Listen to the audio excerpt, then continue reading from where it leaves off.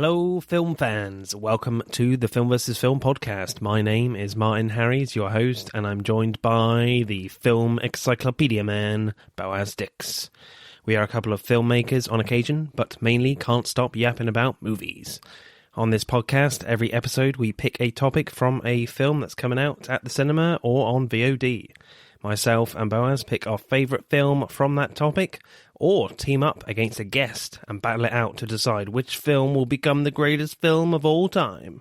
If you enjoy this podcast, please leave us a 5-star review and subscribe.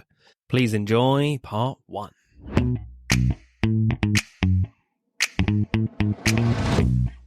This episode, as The Killer is out in cinemas, and as you hear this, I think it will be out on Netflix as well.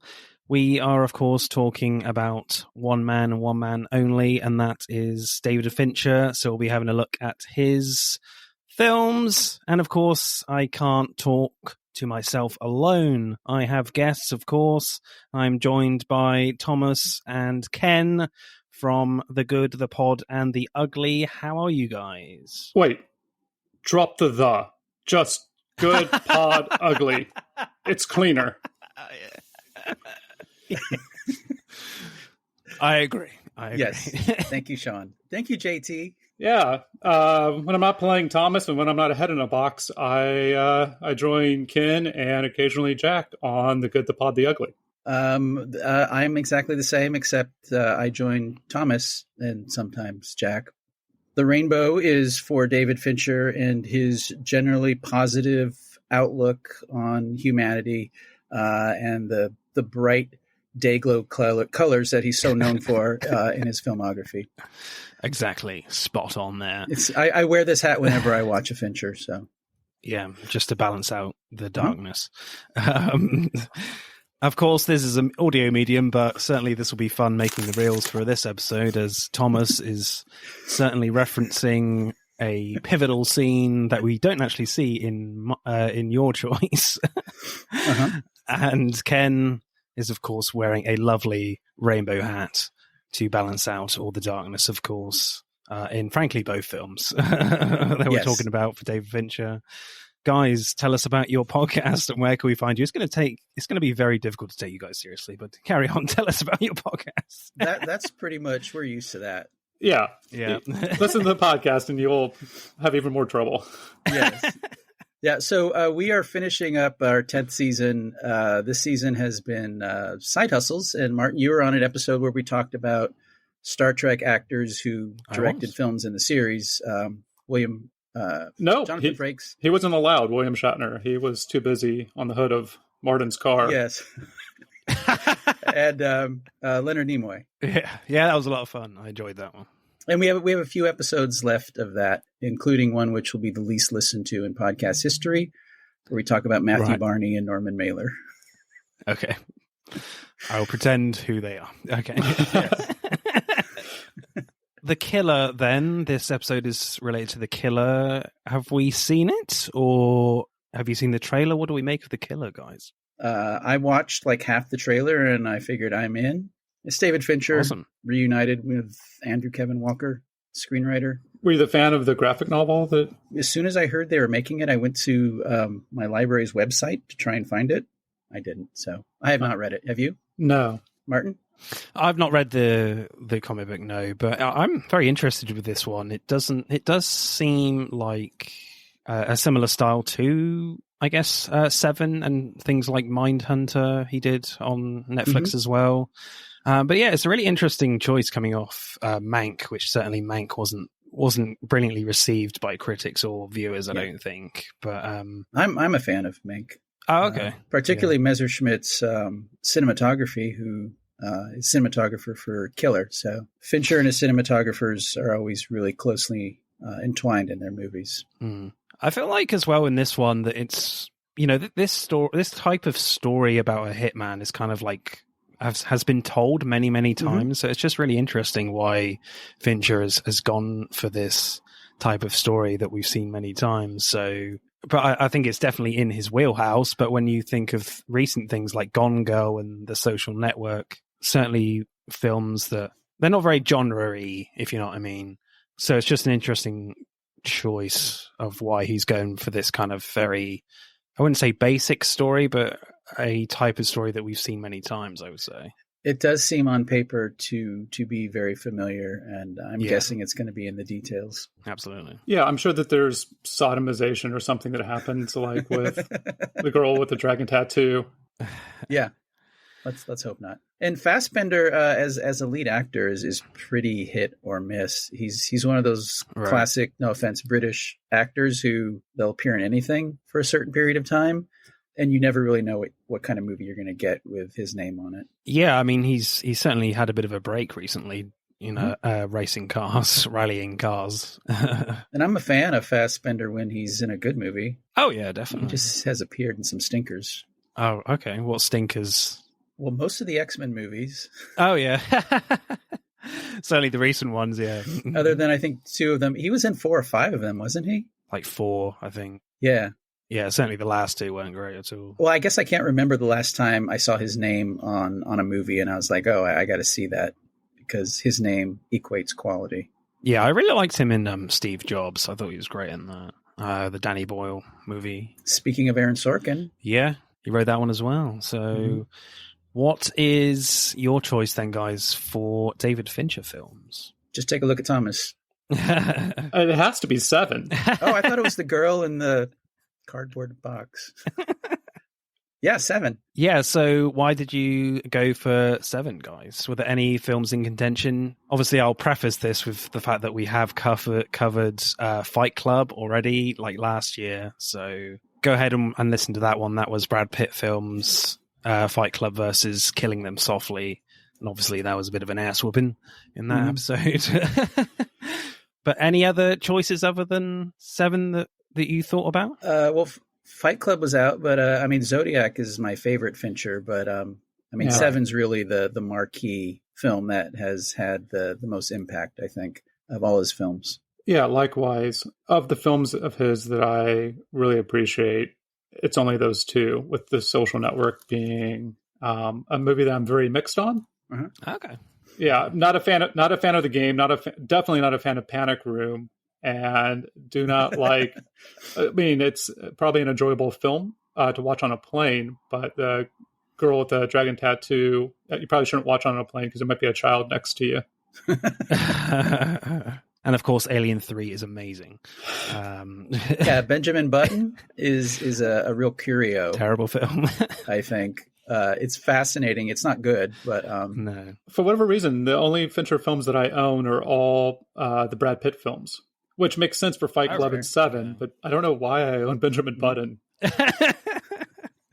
Yeah, I really didn't enjoy that. It was very odd, that movie. So what happens in Se7en, guys? I'm going to give it to you, Thomas. Oh, boy. Well, it's basically Lethal Weapon, but with Kevin Spacey. Morgan Freeman is too old for this shit. And he's retiring. Brad Pitt, playing David Mills, comes in from out of town and he thinks he's hot shit as a young cop, made detective, and believes that he's going to do good in the world. He's a little bit of an optimist, definitely against Freeman's Somerset, who has grown weary of the world and is going to be retiring at the end of the week. Plans go awry as a serial killer is found with all the hallmarks that make Somerset even warier. And as they get to know each other reluctantly, we are introduced to Tracy Mills, Brad Pitt's character's wife, played by Gwyneth Paltrow. We will eventually, as the 7 deadly sins are being enacted, come up to 5 of the 7. And the last 2 will play out in the last 15 minutes of the film as the serial killer gives himself up 30 minutes before the end of the film. Awesome. We really shouldn't worry about spoilers with the film that came out. No. Back when I would have to sneak in to watch it. Ken, initial reactions to this one? Can you think back to when you first watched this movie? What were your thoughts? So I was actually working in a movie theater in Portland, Oregon, the Coyne Center Cinemas. Thomas, there used to be a movie theater in there. They played mostly art films, but I was a manager and a projectionist. and we ran Seven. So I watched it we previewed it like Thursday night before it opened. I thought it was a bit edgelord for me at the time, but then as I sat with it, viewing it, but what I remember is the one of the sins where the guy essentially he fucks a prostitute to death. Yeah, in the movie, and nothing is shown. They show maybe the implement later, but this guy came out watching it, and his face was red, and he was so upset because in his mind they had actually showed what was implied. And he was mad because we were showing pornography, we were showing graphic sex, and he wanted his money back, and he wanted everything shut down. He was so mad, like a cartoon character, all curled up and sweat popping off him. I eventually gave him his money back and sent him on his way. Wow. But there are a lot of things in both of these films that Fincher does as a filmmaker where it pulls you in a way maybe that you're not really expecting. And it's only later when you think about it that you're really impressed with this the way he directed the film. I'm not huge on the script. It's his direction and the cinematography that really do it for me, and has made it something I revisit a lot. Okay, interesting. Hey, I'm James Lovino, and I'm here to tell you about Alternate Sides, a movie podcast with a twist.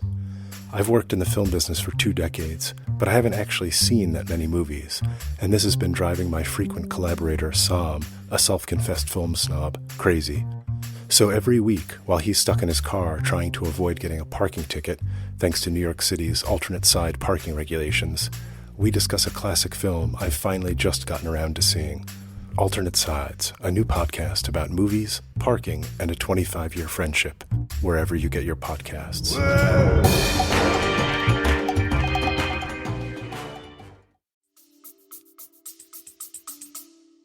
Head in a Box, what is your initial thoughts on this film? That's you, Thomas, by the way. Yeah. Oh, thank you. Thank you for clarifying. It was a movie that blew my mind when I watched it. I would have been about 15 years old. I had snuck in with a date to watch it. I think the 2 films I definitely took in this year were both New Line. One was their $20 million entry called Mortal Kombat. And the other would be this, if I remember right, $34 million film. Yeah, $34 million film that devastated me. Like I think one of the things that we're going to talk about with this film and also the other one is that it almost creates a genre that has a bunch of bad imitators subsequently. I guess imitators always come afterwards, but it will launch a bunch of lesser films that will make this film feel less than what it is. But this thing was seminal for me. And going back and reviewing it as I started to get into film in high school and in college, as an extremely tight script, a well-edited film that just the way that it was shot and this is the same year as Usual Suspects, but a film where the last act of the film kind of changes everything that's come before and resets the film for you. Absolutely. So all that was mind-blowing to young pubescent Thomas. Yeah, I think talking about like imitators, certainly recently I watched Matt Reeves' The Batman, and there's a lot of this movie in here with like a lot of the Notebook stuff and just how like the Riddler is portrayed in that. There's a lot of DNA in that film from Se7en. 100%. Which I found interesting. So I think that is a better imitation, I would say. Love that movie. And not just movie, but entire swaths of television series. There were so many procedural serial killer shows on. There must be thousands and thousands of hours of shows that you could go directly back to Se7en and say that that's where they got their inspiration from. Absolutely. I think for me, this is like probably my favorite Fincher film. I think this is better than Fight Club for me. I think with Fight Club, like sometimes for me personally, it like with the narrative storytelling, it kind of mixes itself up a little bit. But with here, it's a lot cleaner. And in terms of the director, I mean, the world is like super dirty, but yeah, I think just the way like the characters are written in this film, the way the heroes are kind of subverted to what your expectations are at the end, and this is one of very, very few films that I've seen where the ending is super dark, and the heroes don't win at all. Yeah. And yet, like, everything that the film shows you is kind of really pointing you in that direction, that it's like a hopeless cause. So it's incredibly daring for me. Yeah, it also seemed to came in a milieu of like wanting, like, it's a new noir film, unlike some of the other noir films that we've covered on the podcast, like Red Rock or other things, Ken, right? And it's right around that time of LA Confidential, but it's modern for the time. Yeah. It also comes at this great moment before cell phones. Yeah. And having to go to the library to do research, and all those great tropes that now just feel awkward, or you set your horror film in the 1980s to get around it. I feel like sort of Gone Girl is the Seven, really, of the modern age, a little bit, for Fincher. There's a lot of like cell phone, social media stuff in that. And of course, the Social Network too. So directing then, from like the first few scenes, including like the title sequence, you feel what sort of atmosphere this city is like to live in, and it ain't nice.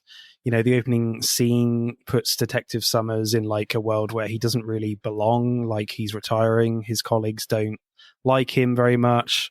You know, before the title sequence, he starts his like metronome to try and block out like the constant street noise.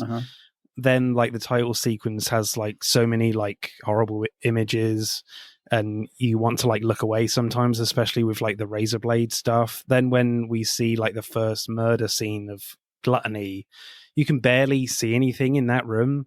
Like the only light sources are like the little side lights on the walls and their torches. That's about it. So everything has very little color to it, just creating this really like creepy, damp, disgusting atmosphere. Yeah. You know, there's brilliant shots of when they enter the room of the big dead guy, just looks huge, like dead center in shot. You know, there's even like a tracking shot of a cockroach running along the table. There's like no real suspense here, but you're just glued to the screen because the atmosphere building and the cinematography especially is so strong. I think this is one of the best shot commercial American films, maybe ever. And I've read a lot about Darius Khanji, the Iranian French cinematographer who shot this. And now that we have digital post where they can tweak colors and darkness, I mean, he had to go through multiple stocks of film and experiment a lot with the commercials he did before to do the bleach bypass, removing the color, making the blacks as black as possible, reintroducing color and playing with introducing the silver back to the color. And it's so painterly, the result he gets, because the blacks are really like ink. And it's hard to think of another movie where you get such rich, dark blacks with very simple highlighted, but a lot of times warm color. A lot of the highlights are done with Chinese lanterns and source lighting. But I think Blade Runner was probably one that would precede this as one of the best looking movies of its kind, and I would put Seven up there with like the all-time greats. Yeah, I think I would probably agree with that as well. Certainly tonally in like its color palettes, just subtle differences there, but like not a huge amount. Certainly Seven is, I would say, is a lot darker, like blacks, browns, reds even, whereas, you know, Blade Runner obviously has more of a sci-fi greeny bluey tone to it. So yeah, I definitely agree with that. I mean, and then when you get to like the second murder scene, it's quite a contrast. Which one is the second one? Greed. Oh, Greed. Oh, that's the lawyer. Yeah. Yeah. I love the contrast in the second murder scene and how it's presented to us compared to the first one. Like the first one was all about like atmosphere. With this one in a DA's office, you can't really build any atmosphere, really. Plus, you don't want the second murder to look too similar. So when Mills enters the room, all you see is like the forensic guys on their knees looking at a body on the floor, but the shot cuts that off, so you can't really see the body. Then Mills sits down on the chair, and the scene like shifts focus to Mills watching the press conference on TV.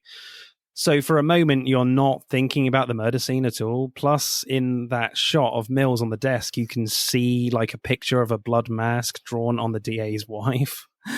But Fincher doesn't draw attention to it right away. Then you have that like great reveal of the overhead shot of the words greed written in blood on the carpet. Yeah.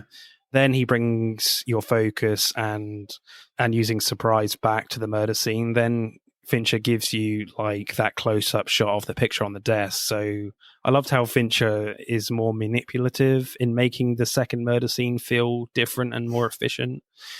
So yeah, I just love like the contrast between how Fincher shows both murder scenes to start off with, and how he takes his time with them as well. I mean, yeah, the vanity pride that will happen almost off camera. It's so quick after Lust.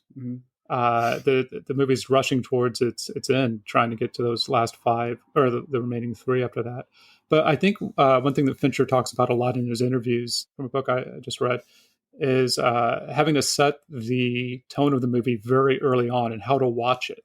And so originally for their opening credits, they were going to have the Morgan Freeman character on a train coming back from the place I think he plans on retiring, and he's picking out wallpaper.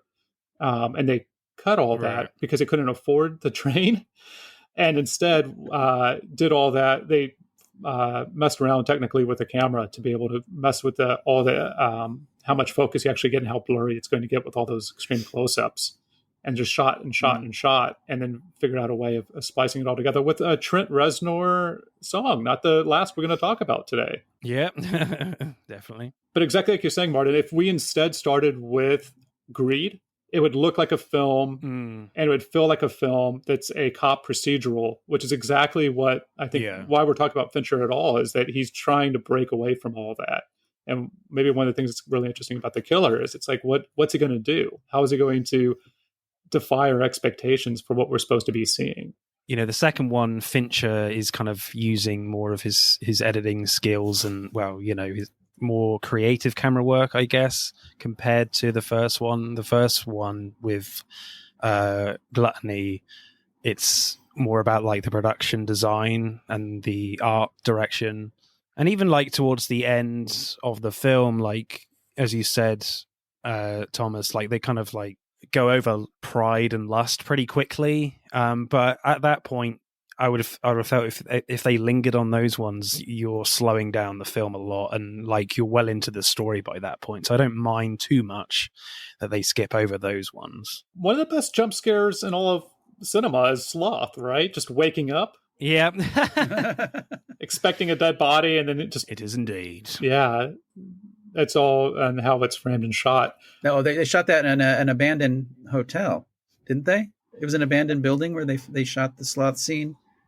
I know. I read the interview with Kanji. He talks about lighting that and making it very green and almost fungal, like there's mold everywhere.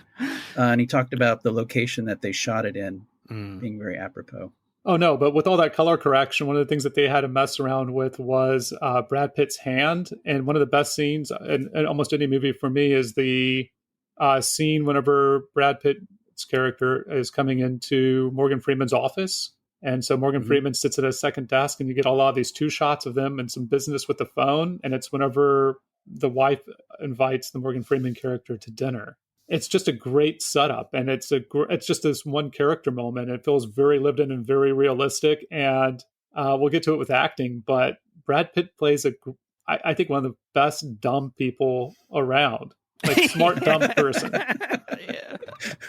Yeah, smart dumb person. Yeah, it's really interesting, that scene, because like it would be a mistake to say there isn't humor in this film, because there is, and certainly that is kind of one where you kind of have this very subtle humor with that kind of very wide shot of them with Summers just like moving over to the next desk, and they're just like sitting there doing not a lot until the phone rings. It's like, yeah, the phone's part of the job, you need to pick that up, you know. Yeah, comes with the office. Yeah.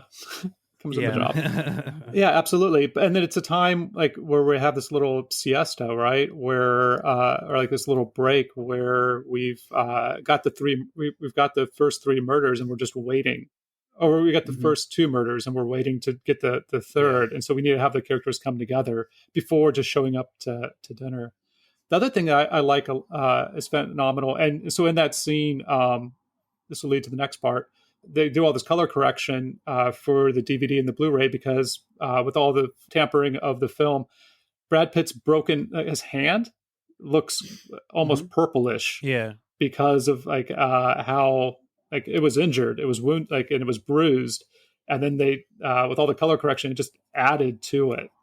This is before the chase scene. So that chase scene is one of the great things, right? Like you guys were talking about with the torches, or as we call them, flashlights here in the States. One of the things that Fincher definitely wanted in interviews is he says it's ridiculous. People go into a dark room and they have a flashlight and they can see what's behind them. And they're like, I can't see anything, but they're clearly, the audience can, and clearly they can. It's like day for night. He really wanted to capture what it was like to have the flashlight or the torch. But also in the chase scene, he and Pitt talked about it a lot in the commentary.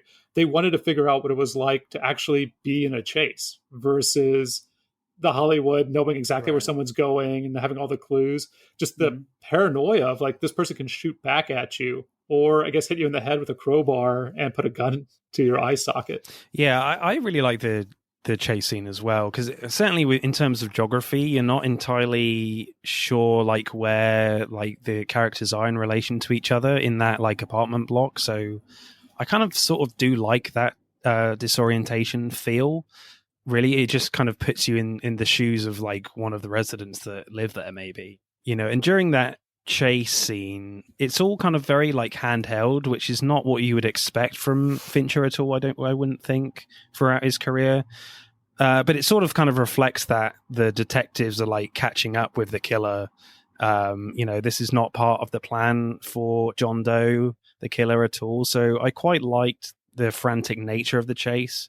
You know, Fincher brings some like slickness where he can, but I still feel like it's pretty rough, but in a positive way. But when we get to like the cat and mouse stuff around the dumpster truck, I think that's what it is. John Doe attacks him with very little suspense at all. It just kind of happens.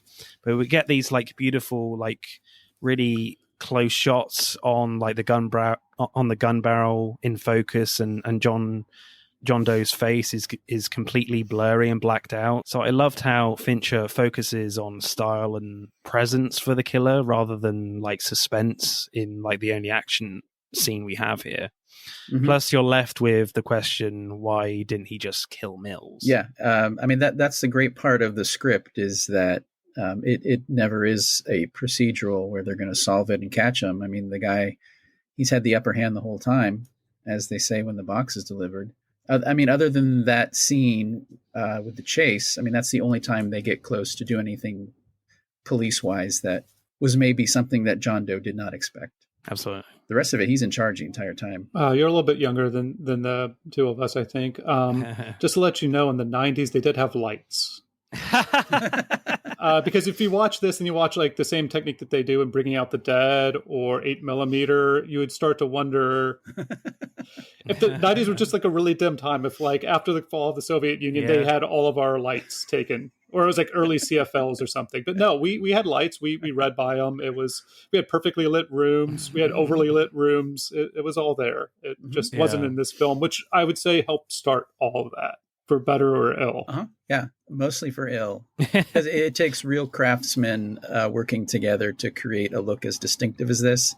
And all the imitators that did it poorly. I mean, it's obvious. You have to know what you're doing before you do it. Absolutely. I can imagine a lot of the guys on set just removing a lot of the lights in the real locations. Like, yep, get rid of that one. Don't want it. And this was Fincher, his only movie before this was Alien 3, which was a bit of a disaster. Yeah. I was watching an interview with him and Ben Affleck when Mank came out, and then Fincher described it as being sodomized for almost 2 years while he was making Alien 3. Kind of a disaster for him, career-wise. One of the few films that he won't talk about, and he might not have done another film, like honestly, and we'll talk about the script here in a second, but he was fine going back to commercials and doing the Colt 45 commercials and the Madonna videos and all the rest. Like, I think he saw it selling out one way or the other.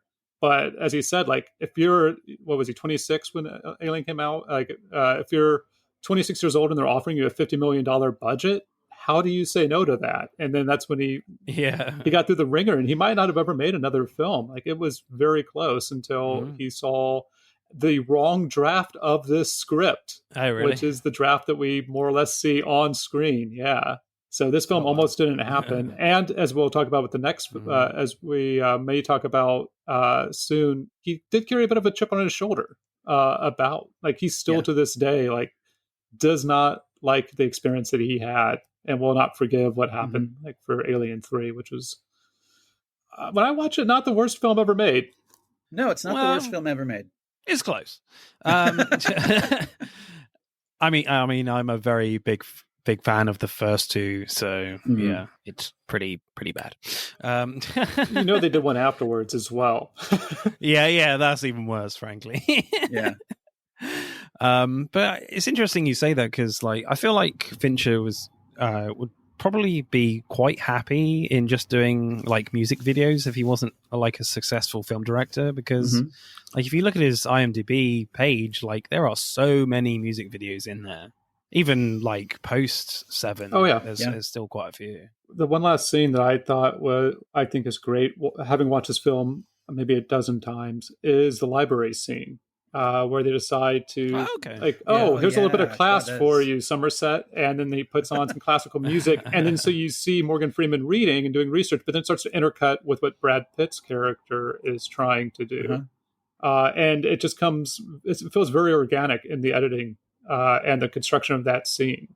Yeah, because you've got like Freeman looking pretty calm and just very relaxed in the library, studying Dante, Canterbury Tales, and you've got Brad Pitt just looking at a lot of these books that he's been sent, and a lot of the pictures, I think, and just being really frustrated and confused. And certainly that's a basis in that intercutting of what happens later. It just gets exacerbated kind of thing throughout the rest of the film. And the setup of that scene is just a very lived-in scene of, there are these guards who, instead of guarding the library where they're supposed to do, they're playing poker, which later makes a lot of sense whenever he talks about the reporter taking, is like they pay, and they pay well. Whenever the John Doe, Kevin Spacey in disguise, comes and takes the photos of them at the crime scene. So you understand that, yes, he has other people that are on the payroll who aren't necessarily doing some shadier stuff, like, I don't know, tracking what I check out from the Oklahoma County Library, and that there's this whole other fuller world there. Whereas another director would have just cut maybe inside to him doing research, and you have no idea of the setup, and you have no idea of how other people see him, how he's going to miss this place, that he does have a heart, that he's not just completely cold. I mean, there's just so much going on in the scene with so much packed into a very negligible scene for the plot. Absolutely. And it doesn't say which city it takes place in, but whatever city the library levy must have failed, because, again, there's very little light in this library. And it must be a union thing, because there's a lot of guards there for a library. Yeah, it's after hours, so it has to. Okay. Yeah, I guess you got to have some sort of signifier there that it's during the middle of the night.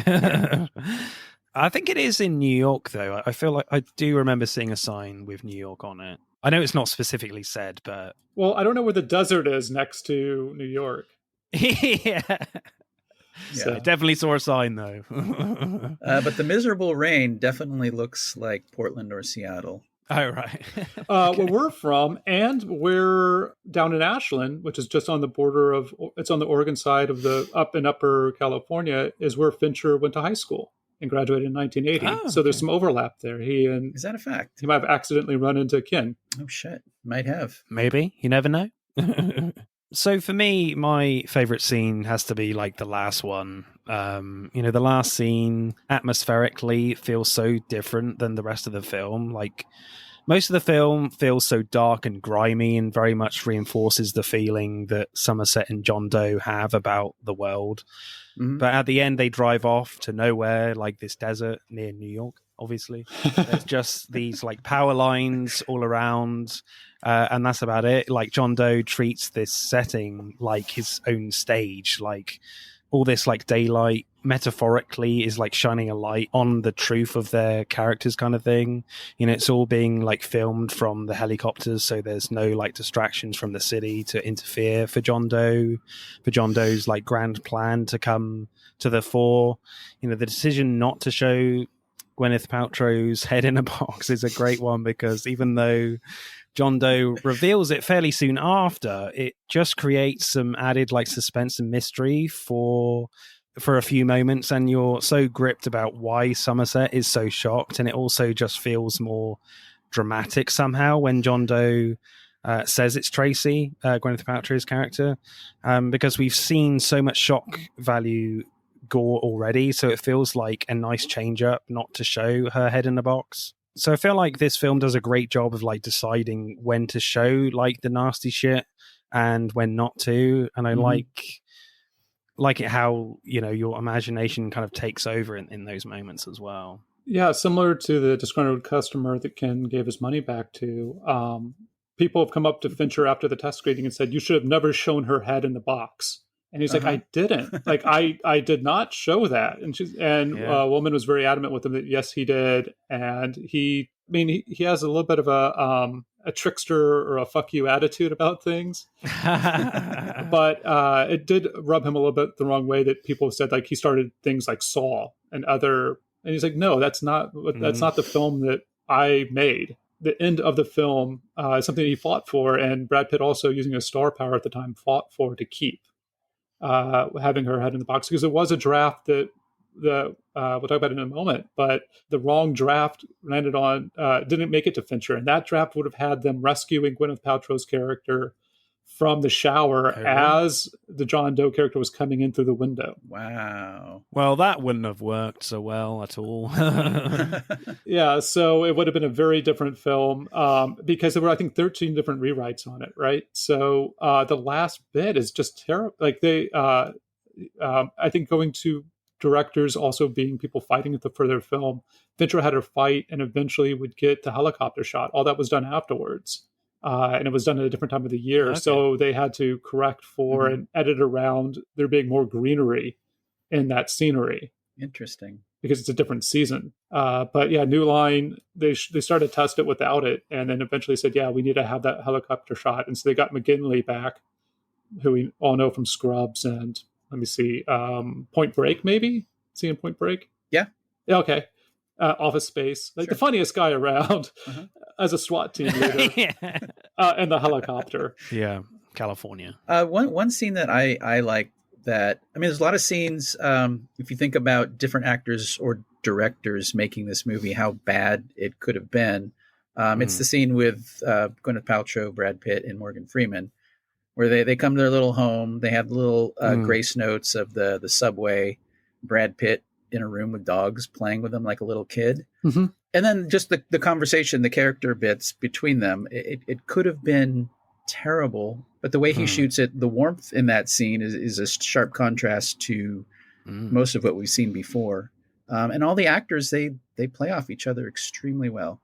I mean, I guess Absolutely. Pitt and Paltrow were an item then. Is that right? Yeah. Before that, this is before she would go with Ben. So this is, she. That's how they actually got her, is that she didn't want it originally, and Brad just kept asking her, and she eventually showed up on the set. And this is before Talented Mr. Ripley or a lot of other things. I think, it's not Bones and All, but it's something similar to that. Shakespeare in Love? No, this is before that as well, yeah. She just had a film that people had thought were pretty great in, and it wasn't Hook, though she's in Hook.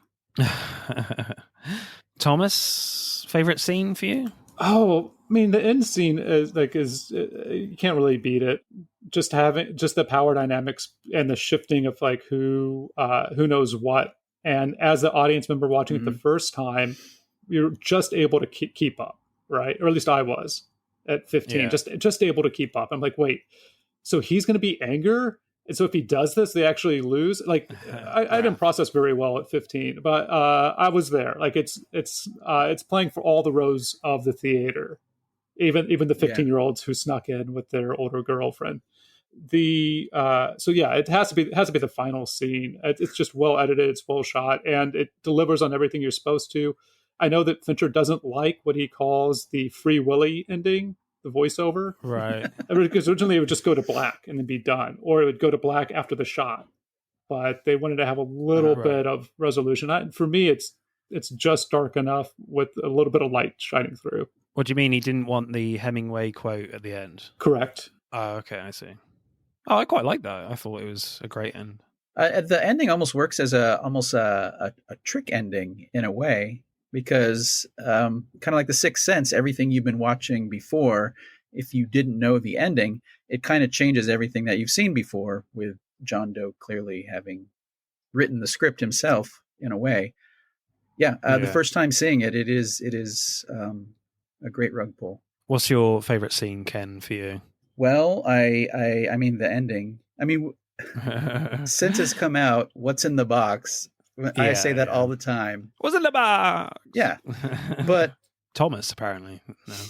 The way the light catches Brad Pitt's eyes, and their light bricks in his eyes as they're tearing up, and just the confused sorrow on his face, it gets me every time. It's so good. Yeah, I guess there's so many emotions and those two cuts back to him. But to answer your question, Martin, that if Justin Timberlake's around, there's a very different answer for what's in the box. So, directing score for me for Se7en, I think this is pretty impressive, and David Fincher's best film for me to date still. So I'm going to go like a 9.4. Wow. I'm going to go 9.7 just because I want a 7 in there somewhere. And there aren't any really false shots or any mistakes that he kind of makes in directing this. He elevates everything in it, I think. Do you agree with that, Thomas? 9.7? Yeah, 9.7 I think is, I mean, he when you know about all the logistics and all the other things, the short shooting schedule, that Brad Pitt broke his hand halfway through and has that like right in a cast, that they didn't have money for so many different things, and they still got one of the best looking movies, and just delivered the goods. 9.7. Cool. So, screenplay then. Like, I liked how the film sets up these two like detectives as they're so different and at opposites in this world. Like, Somerset just wants to retire and recognizes that this city is just full of the scum of the earth, and he doesn't want any part of it, really. So some of his colleagues and Mills just see this city as fairly normal and just want to like close a case as fast as possible. Whereas with Mills, he's very similar to Somerset's colleagues. He's new to the city and wants to live there. When the murders start happening, Somerset has no interest in working with Mills and thinks he's completely out of his depth, and Somerset doesn't want the case and is taken off it, and Mills is happy to take the case. But when Somerset finds the connection between the two murders, that it connects to like the 7 deadly sins, he can't help himself but work on the case in the library. He sends his notes on like Dante and Canterbury Tales to Mills, but he can't like make head or tail of it. So I loved how like the writers set up this brilliant like dynamic where Mills is now in charge, but doesn't really have a clue about how to work this case. The cliff notes. Oh my God. Yeah. And is very like new to the city, whereas Somerset is now just like the second in command detective person, not leading it, but has like all the knowledge about the city, and he like, as he hates it, and he has the knowledge on the 7 deadly sins. So I just like that dynamic that the film sets up, really. Yeah, no argument. I mean, it's I think the biggest thing or the hardest thing to comment on is that we need to talk about like what's on the screen versus all the 13 iterations that came, and that David Fincher was able to get the wrong script and then had to talk New Line into keeping the head in the box multiple times, like in the before he signed on, and then afterwards when they did a bunch of other alternate ending shots and discussions. I think the thing that is also interesting is that apparently Freeman cut out something like half of his dialogue. Oh, really? And you could easily see like this being a talkier film. But Freeman was like, no, I think it should be more reaction shots and it should be quieter. And so he and Fincher went through it and cut out, I believe it was half, maybe even more of the dialogue that you're supposed to deliver. And so that with those changes, I mean, just what we see up on screen as far as that, it's so amazing, and it's the same thing that I think captures me as an audience member every time, but especially the first time, and what captured Fincher, why he came back from making just commercials, and not just, but that seems to have been like dismissive. Instead of just doing those things, he also added back in feature-length films. Was that you have for the final act the killer coming in and giving himself up. It feels like it's supposed to be a procedural, and it's not. And then the reaction to that is just like, how? Wait, what? Why would he do this? Where's this film going? And then the delivery and the payoff for it is so good, because it's not just a twist ending of like the game; it's also emotional behind it, or it's not a twist. Yeah, right. It's not just the usual suspects, but the twist ending is great. But there's actually the reason that it happens is because, I mean, he loses by winning, right? Everybody loses by winning or wins by losing. Like it's great writing. I feel like he does something similar in Zodiac, Fincher as a director, where the story you're watching by the end, it becomes something else. And one thing about the screenplay of Se7en that I like, it's a little bit old fashioned, where the story starts where the story starts. If this movie were made now, they would have to have a prologue with Brad Pitt's character in his former, wherever he was before, and he would have something that happened that would make him want to go to a different city, and it would be some sort of character arc shoved in there to give him throughout the course of the story. But this story starts where the story starts. Yeah, with this, we're kind of almost dropped into the story. Yeah. We go pretty much straight into after the credits sequence, we go straight into the first murder scene. And there's nice touches, like before the credits, when we were setting up Somerset, you see him getting how he's natty, how he pays close attention to his personal hygiene. And he it's a little bit of dust or lint off of his coat. And you see him put on his tie. Mm-hmm. Yeah. You go to the credits, the crazy credits. And then when you see Brad Pitt's character get dressed in the morning, his tie's already made. Smells his shirt. Mills already has the tie pre-tied. He just pulls it over his neck, and he looks kind of crumpled. And his ties are all like sports ties. They're all, I think if I remember right, they're like football or baseball or golf or things like that. It's great characterization just by that juxtaposition, and so subtle. Yeah, you get a lot of quick comparison about what these characters are like, just without them even saying anything right from the start, which is great. I'd like to go back to the sloth murder scene, and I liked how we discover that in the film, because the film establishes that we are effectively going from each murder scene to murder scene relating to the 7 deadly sins. So when the cops think they've found the identity of the killer from the fingerprints on the wall at the end of the Greed murder scene, you're very much on Somerset's side that there's no way they're going to find the killer, yet the SWAT team are convinced they're going to find him. So you're like, this is only going to feel anticlimactic when we find another body. The only interest is what sin the murder is reflecting. So when we arrive, the body looks proper nasty, so you're like, oh, okay, there's going to be another shock value murder scene. But when one of the SWAT team says something like, you deserve it, the dead body starts gasping for breath, and you're like, what the hell is happening here? And you jump out of your skin. Certainly the first time that you saw it, I did that. So I loved how they go into pure horror in a jump scare to subvert your expectations, and again changing things up so it doesn't feel episodic. Back to the Greed murder, one really clever thing about the script is when they go back and then they behind the painting it says help me. Yeah. And you're thinking that the killer wants to be stopped. It isn't until the end of the movie where you realize that he is asking for help to complete his masterpiece. He doesn't want to be stopped. He just maybe doesn't have the end point as yet, and that's what happens when he has a chase with Brad Pitt, etc. And also, I think it's kind of a reference to what Somerset is saying to Brad Pitt when a woman is getting raped. He should shout fire, not get help. Yeah. So I feel like it's a reflection on that as well, that it's kind of pointless shouting help in a world like this. I love the setup of, I guess 2 parts. One, this goes back to direction, that you don't know that Kevin Spacey's in it until he shows up, because he's left off the credits at the beginning, which gives him double billing at the end. But so you don't know that the killer's going to be that large of a presence. you get Gwyneth Paltrow's character, and you're not sure if it was a lesser film or a different film. You're like, oh, she's going to die, or she's going to be held hostage. Yeah.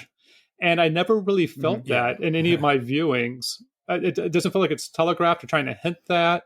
And it does just generally feel like a character moment for her to be able to meet with Morgan Freeman in that diner and ask him, like, because she has nobody else in town, what she should do about her pregnancy. And that gives the Morgan Freeman moments as well of like what he's been through. And it just personalizes everybody in a way that feels like it's just furthering the themes of the script versus setting you up for a double murder, depending on how you define things, a double murder or her murdering a fetus at the end. It's so hard to pull off. Yeah, it just ramps up like the emotional stakes in the film right at the end, because when obviously John Doe reveals that, you're like, oh, you didn't know. You're like, yeah, he's going to kill him now. For sure. There's no doubt anymore. That was a great Kevin Spacey, by the way, Martin. Oh, thank you. I'm not sure I should be happy with a compliment like that, but So I was going to ask you guys, he was great in Heartburn, and he was great in this. Like, what's the guy doing these days? I haven't seen him in much. Kevin Spacey. Kevin Spacey. Right before like John Doe like reveals himself at the police station, the pacing seems to slow down a little bit, quite deliberately for me, and reflects what Somerset is feeling too, that the inevitable is going to happen, that John Doe is going to complete his 7 deadly sin murders, and they seem to be like one step behind all the time. All they can do is just accept it. So when Kevin Spacey arrives as John Doe, it's quite unexpected because the pacing has kind of caught us off guard a little bit for me. Plus, it's great how like restrained in how they don't give you much John Doe in this film to you. You only hear his voice once on the phone, and you only really see him in silhouette during like the foot chase. And there's no like shock reveal like, oh, it was this guy from earlier all along. Not really. You have that little bit with as he pretends to be a photographer, but I don't think it's hugely significant. And you don't get cuts to previous times in the film that you've seen him in disguise. It's like, oh, it's all fitting together. Yeah. Yeah, so when he does turn up at the police station, you still have quite a powerful reveal because there's been so much talk and narrative around what this character is all about, but just not like personally. I feel like you know more about John Doe than Mills, and yet we've only met John Doe at this point. So yeah, it's really interesting how John Doe is written here, and like all the murder scenes that we see in this film is all kind of characterization for this character as well.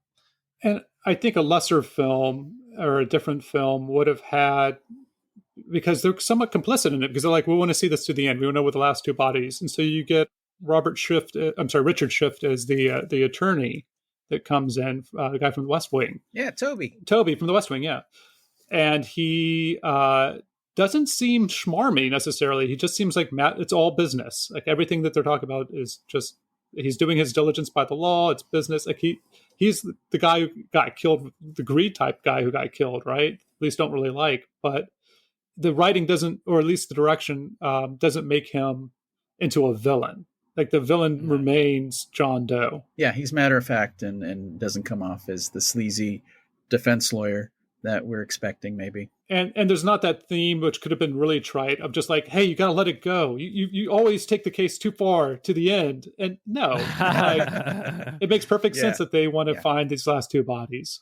Yeah, it's very rare that a film has an ending where the bad guy basically wins. And I know the bad guy in John Doe dies at the end, but he wanted that, and we should really see it coming, because the psychology of our hero in Somerset doesn't exactly have a hopeful view on life, and it's quite the opposite. He just wants to like leave the city, you know, and the case he's working on isn't really his case. He says himself that he's just doing it to satisfy his curiosity. Like our hero Somerset and John Doe aren't too dissimilar really in how they see the world. Like the only obvious difference is that John Doe is a serial killer and his mind wants to do something about this horrible world, whereas Somerset knows that it's hopeless to do anything about it. You know, Somerset wants to help, but he just sees so much apathy in everyone. He knows that he's not gonna get any true help, kind of thing.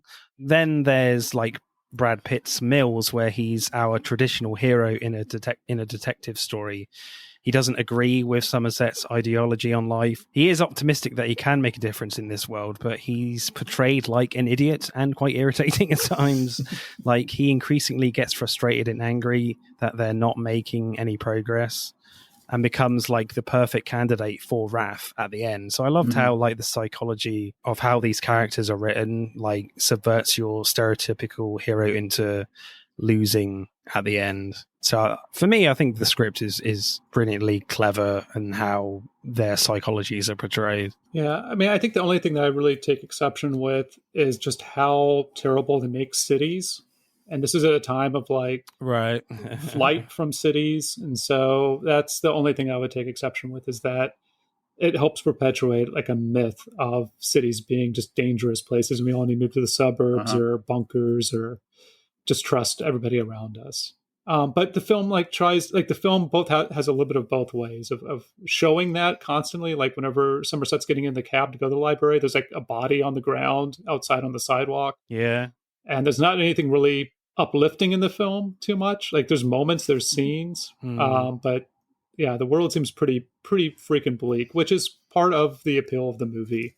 I think Mills needs a little bit more justification, because I think life's great. That's why I'm here. So do you feel like they treat Mills too much? Do you feel like there should be more optimism in terms of this world of how Muse? Yeah, I think Somerset's shown throughout to be the wise person who has the real read on how the world really is.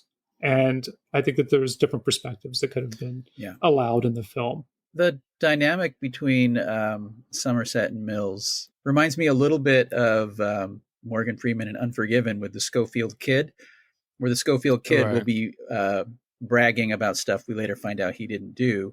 And Morgan Freeman's not saying you didn't do that or asking questions. He's just looking at him, and you can tell he is wise enough to have lived through the things this kid is talking about, and he knows better.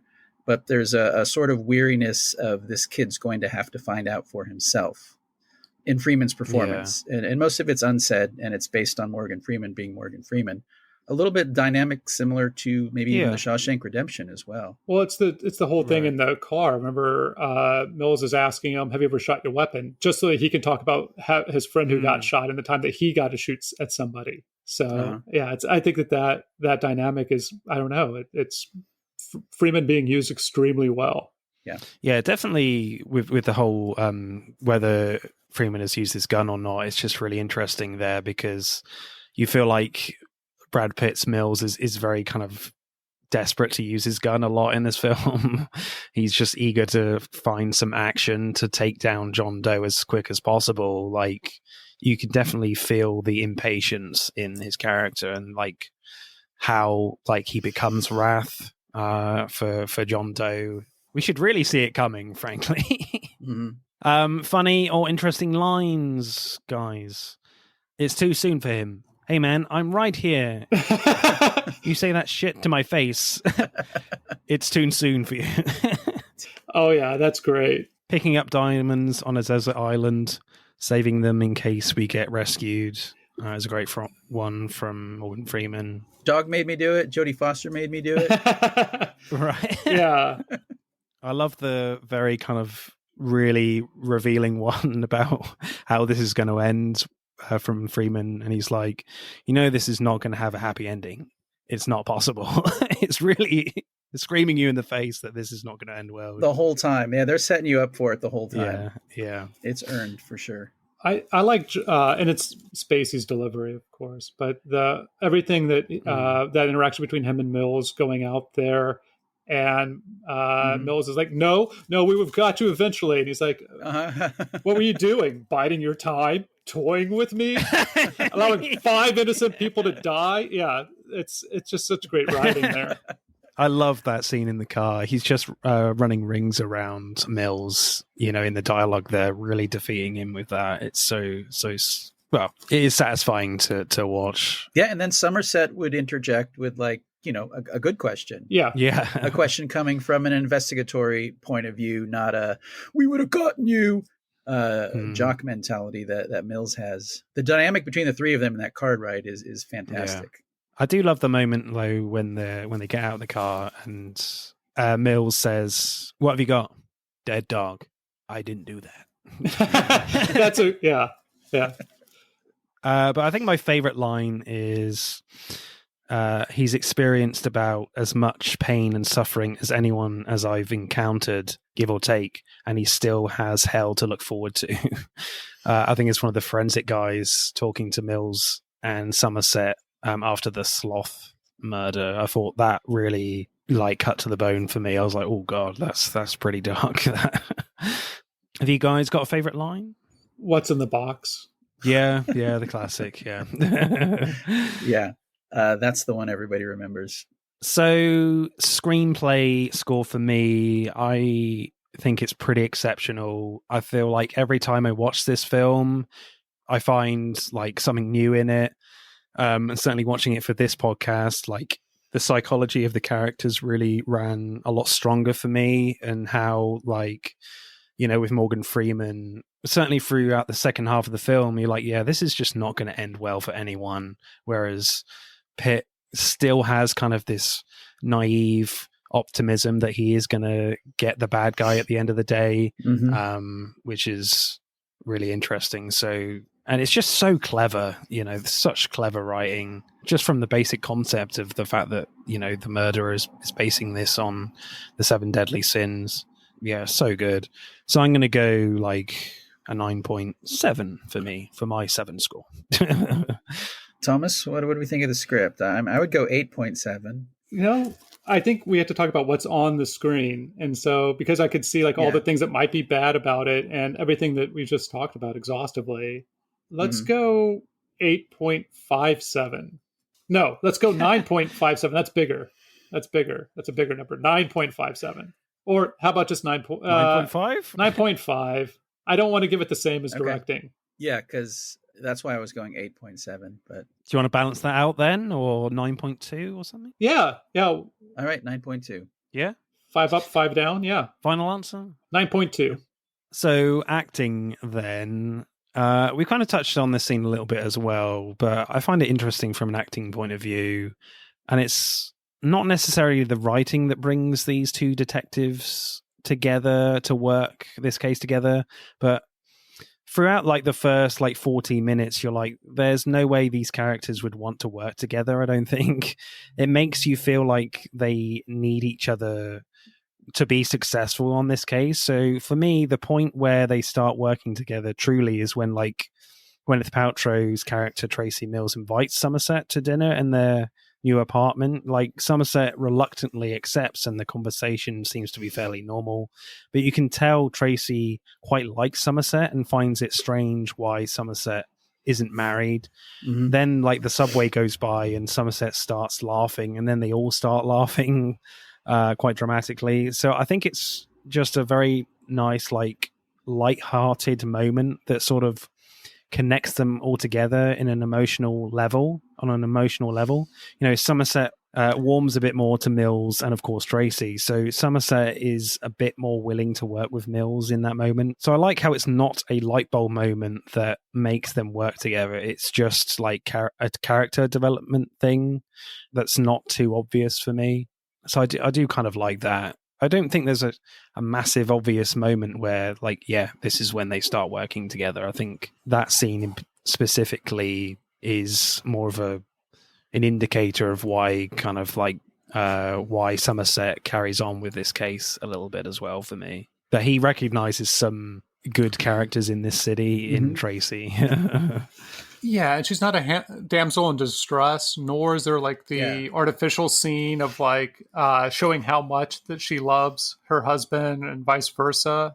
It's just it all has to take place there and at the dinner table. They seem like a normal young couple. But what's great about Friedman's performance is that he seems to be awkward.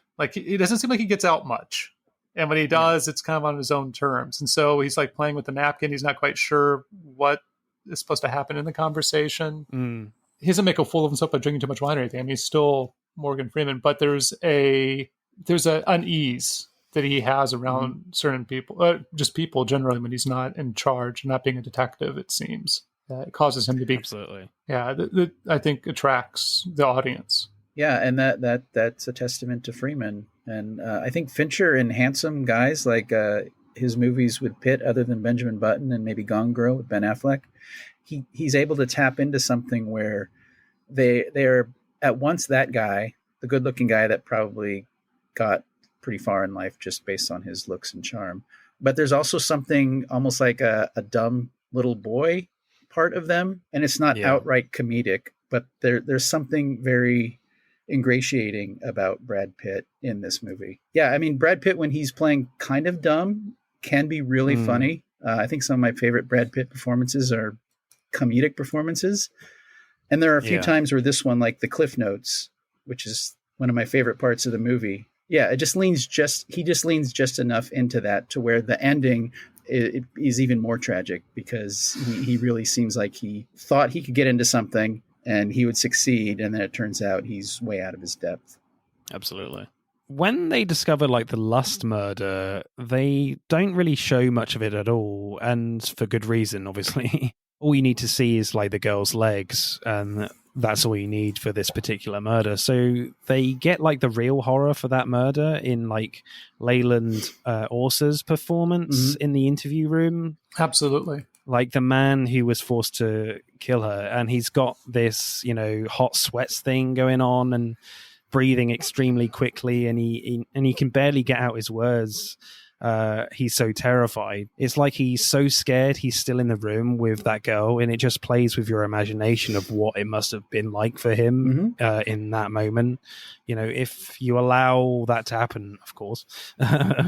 Incredible little performance from him for me. Apparently Leland Orser would hyperventilate prior to that scene, so that he would just breathe in and out and just keep doing that until he get to that scene. So it was like he was trying to catch his breath, because he literally was trying to catch his breath as he's having one of the most horrible things. And it's great, the shot, not to go backwards, but the shot of being able to see both of them in the interrogation rooms, because they're side by side through the clear glass that later John Doe will look through. Yeah. Yeah, that's great. I do find like Morgan Freeman to be fantastic in this film, certainly towards the end. There's some moments where you don't really know like what emotional place he's going to get to at the end of this film, because I think after the bar scene, like he's pretty dejected. I think after the lust scene, actually, the lust murder, he's talking to Brad Pitt, that basically saying this is hopeless. Pitt is basically disagreeing with his ideology, etc. And then there's this really interesting, quite quiet, slow scene where Freeman gets out his switchblade and starts throwing it at his dartboard a few times. And it's quite a ominous scene, really. And it just builds this kind of inner suspense for this character that creates a bit of unpredictability for him about maybe even questioning himself, like, why am I still on this case? Because officially he's not, at all, really. This is Mills's case. So I just really like that scene in particular, that there's an emotional doubt about how Freeman is going to carry on in this film. Yeah, it's the first time we really see him maybe sublimating a lot of the darkness around him. Yeah. That he's dealing with it on some level, instead of just being world-weary Morgan Freeman in a great raincoat. Yeah, it brings just enough edge to the darkness that you wonder how much of it has infected him. Favorite performance, Thomas? Who are you going for? Only because I know nothing that's happened in the past 20 years. I've been in a media blackout. I mean, I really like the Kevin Spacey performance as John Doe, and everybody's performance in that car as they're delivering the lines at the end. It's really hard. I mean, I guess you guys probably also saw that they were other people that they were thinking of having for the John Doe role, including, Ned Beatty. I guess we're talking about a different Lex Luthor, but Gene Hackman Lex Luthor's goofy. We're going to talk about a Lex Luthor here in the next movie, aren't we? Yeah, that's what I was saying. Yeah. Just because he looked a little bit maybe like the Zodiac Killer's image. Yeah. So I do think like some of that best acting is towards all throughout those scenes, and then like, you can't really top all those emotions that Brad Pitt goes through as he's trying to make the decision of whether or not to kill John Doe. Ken, favorite performance for you? Yeah, it's got to be Pitt. Sometimes he plays these kinds of roles, and we almost take it for granted of the work he's doing because he seems like he's playing Brad Pitt. But there's so much going on, and it really pays off, like Thomas said, with how much you could see him thinking without saying what he's thinking at the end. It's just brilliant. And I know you like the comedic timing, Martin, of I didn't do that about the dog.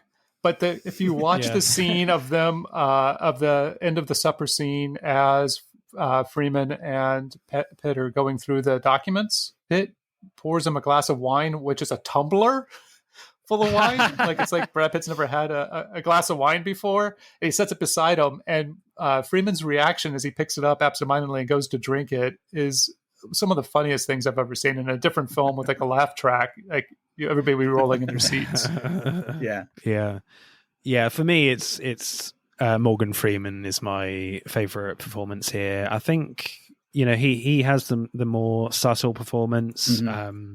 I know Brad Pitt is amazing, especially in that last scene, but I think Morgan Freeman is great as well because he certainly is our barometer in this film as an audience member. And again, with that scene I just talked about with the dartboard, like there's some doubt that comes in there of who this guy actually is. Yeah.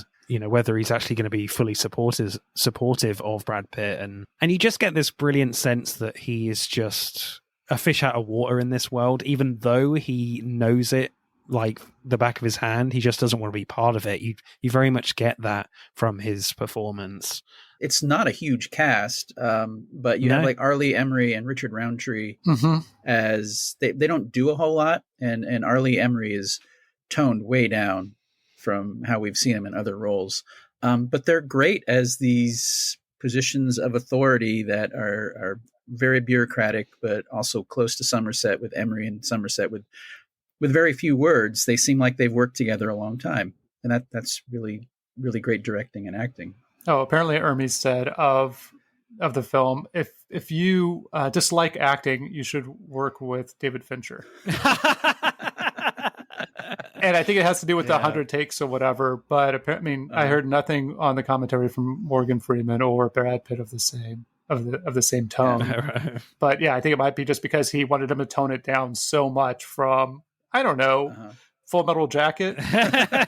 Right. Oh, okay. So acting score for me, I think, everyone's pretty fantastic in this. I'm going to go for a solid 9 for me. I think everybody in this movie is perfect, even down to the supporting actors. You were talking about the guy who was part of Lust, and then Toby, the lawyer. Yeah. Everybody's so perfect, it's impossible to think of other people in the roles. I don't think they could have done better. I would go a full 10 on this. Agree with that, Thomas? Well, 10's, I don't think anything's perfect. So let's go a 9.7. Okay. Keep it with the 7s. You got it. 9.7. Appropriate. Right, let's add up the scores then for 7. And it gets 77. No. Oh, that's the largest abacus I've ever seen. I remember that joke from last time. Well, last time we also had a serial killer on, right? Yeah. For American Psycho, so. Yeah. 7 gets 55.8, which is extremely high. Yeah. I think it's going to be very, very difficult to beat. Let's see. In part 2. We'll see. Social Network, you're up. That's it for part 1. Thank you for listening. We hope you enjoyed it. Check out part 2 to see who wins. But don't stop there. Get involved and tell us what your favourite films are relating to the episodes. Send us a DM or comment on Instagram and TikTok at Film vs. Film Podcast, for Twitter at FVF_podcast. If you do, we'll give you a shout out on the next episode. If you're feeling really generous, you can buy us a one-off coffee at our Buy Me a Coffee account. Remember, please leave us a 5-star review and subscribe. Pod signing off.